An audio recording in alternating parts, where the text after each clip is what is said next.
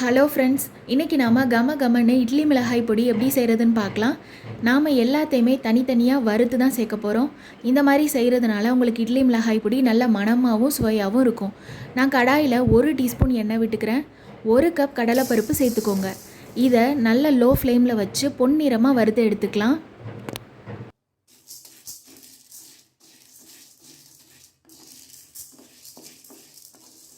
5 நிமிஷத்துக்கு அப்புறமா பார்த்தீங்கன்னா இந்த மாதிரி நல்ல கலர் சேஞ்ச் ஆகி வந்திருக்கும்.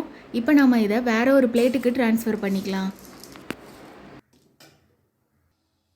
அதே கடாயில் கொஞ்சமாக எண்ணெய் விட்டு நான் 1/2 கப் கருப்பு உளுந்து சேர்த்துக்கிறேன். இதையும் நம்ம லோ ஃப்ளேம்லேயே நல்லா வறுத்து எடுத்துக்கலாம்.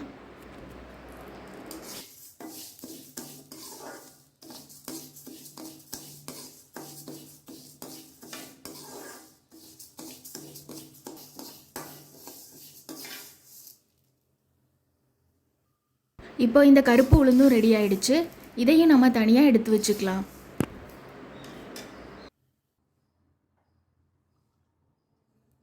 கடாயில் கொஞ்சமாக எண்ணெய் விட்டுக்கோங்க. நான் ஒரு 15 பூண்டை தோல் உரிக்காமல் நல்லா இடித்து வச்சுருக்கேன். அதை நம்ம இதில் சேர்த்து நல்லா வறுத்து எடுத்துக்கலாம்.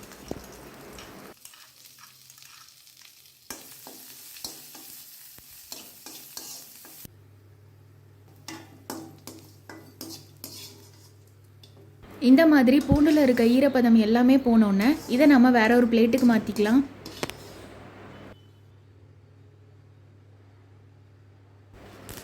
நான் இதில் 1 கப் கருவேப்பிலை சேர்த்துக்கிறேன். நான் கருவேப்பிலை கொஞ்சம் அதிகமாகவே சேர்த்துருக்கேன். இதை நீங்கள் 2லேருந்து 3 நிமிஷம் நீங்கள் வறுத்தாலே போதும். நல்லா இந்த மாதிரி மொறு மொறுன்னு வந்துடும். இப்போ நம்ம இதை வேற ஒரு பிளேட்டுக்கு மாற்றிக்கலாம்.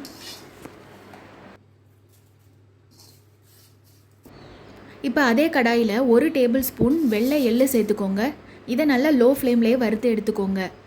இந்த வெள்ளை எள்ளு சேர்க்குறதுனால உங்களுக்கு இட்லி மிளகாய் பொடியில் நல்ல ஒரு தனி டிஃப்ரெண்ட்டான ஒரு டேஸ்ட் கொடுக்கும்.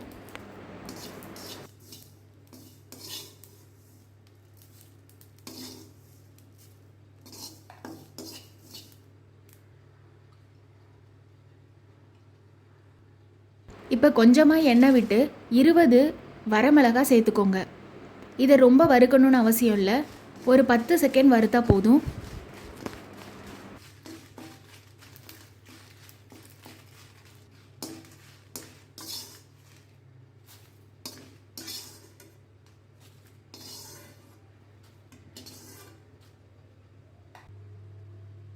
இப்போ இதில் 1/2 டீஸ்பூன் பெருங்காயத்தூள் சேர்த்துக்கலாம்.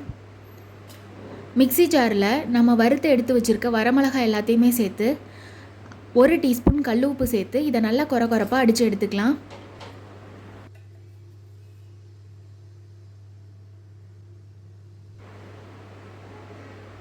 இந்த ஸ்டேஜில் நம்ம மற்ற பொருள் எல்லாத்தையுமே சேர்த்து நல்லா நைஸாக அடித்து எடுத்துக்கலாம்.